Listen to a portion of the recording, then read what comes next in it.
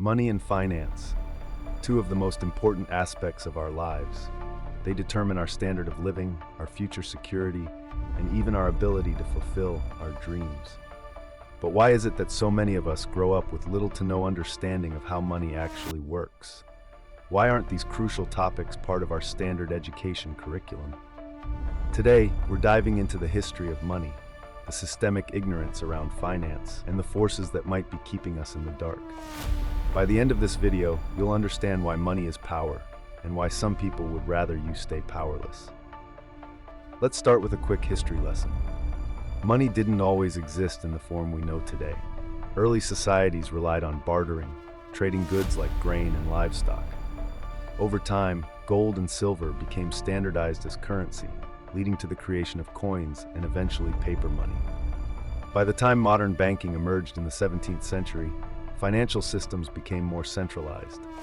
Banks controlled who could borrow money, while governments issued currency tied to national economies.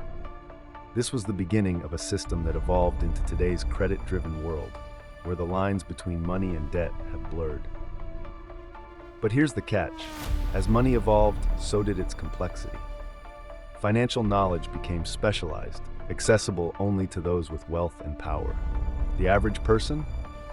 Left to fend for themselves in a system they were never taught to navigate. Now let's ask the tough question. Is this ignorance intentional? Many argue that keeping the masses financially illiterate isn't just a coincidence. It's a strategy. Debt is more than a tool for borrowing, it's a tool for control. Think about it. If you don't understand compound interest or the true cost of debt, you're more likely to rack up credit card balances, take out payday loans, or fall behind on payments. And who profits from that? Banks, lenders, and corporations.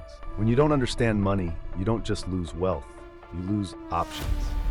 You stay stuck in cycles of dependency, while the rich get richer off your interest payments, late fees, and poor credit decisions. Despite its importance, personal finance isn't a core part of most education systems. Why? Some say it's because curriculums are outdated, but others believe it's more deliberate.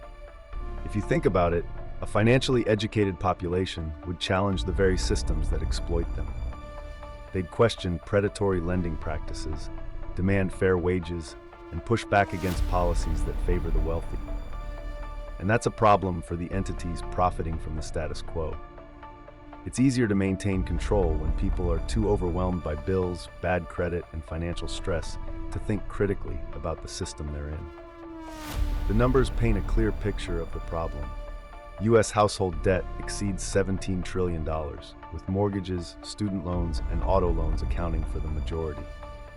Credit card debt has hit over $1.3 trillion, with average interest rates exceeding 22%. Over 60% of Americans live paycheck to paycheck, and nearly 25% have no emergency savings.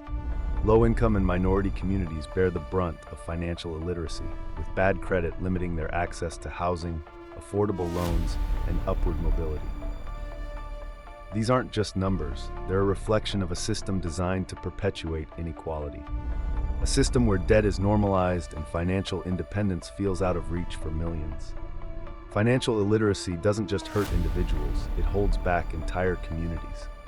Debt keeps people trapped in cycles of poverty, while bad credit locks them out of opportunities. Rising interest rates and predatory practices make it nearly impossible for the average person to get ahead. The worst part? These practices disproportionately affect the most vulnerable populations, reinforcing existing inequalities. Financial illiteracy isn't just an economic problem, it's a social justice issue. Now, let's get into the real question. Who is they? They are the financial elite, banks, corporations, and policymakers, who benefit from the system as it is. Banks earn billions in fees and interest. Corporations profit from a workforce too burdened by debt to demand better pay. Lobbyists ensure that regulations protect the wealthy, not the average consumer. And then there's the education system, or lack thereof. Why don't we teach personal finance in schools? Because an educated population would challenge the entire structure.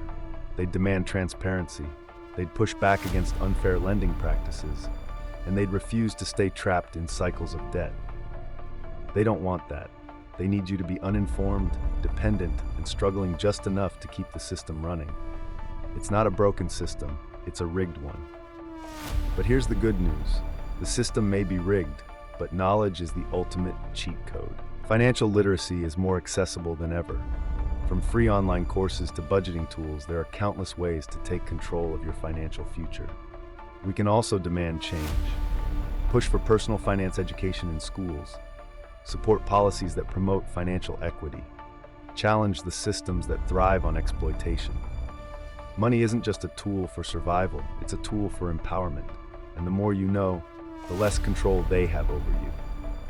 The system is complex, but it's not impenetrable. By educating ourselves and demanding change, we can break free from the cycle of debt and create a future where financial security is the norm, not the exception. So the question is, are you ready to take control of your financial future?